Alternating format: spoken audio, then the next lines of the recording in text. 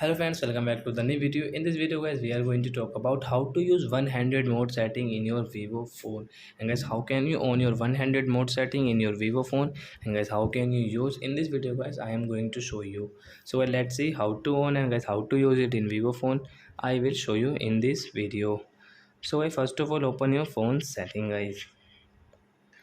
Then guys scroll it and guys click on shortcuts and accessibility. Guys click on one-handed mode and guys on from here guys, and guys you can see it showing how it's work. So we will also do same. So guys do like that. So as you can see guys, we call it guys one-handed mode. Then guys you can use your phone with one-handed side guys. So I hope friends you have understood how to on guys you can use like that. Guys you want to guys use guys, you want to set here and there guys, you can see this setting. So guys click here and guys you can adjust from here guys where you want to set. So you can set like that.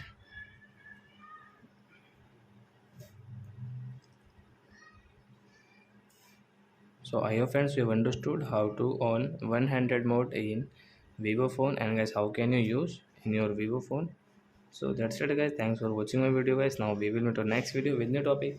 Before going, please go and like my video, subscribe my channel. Bye bye friends.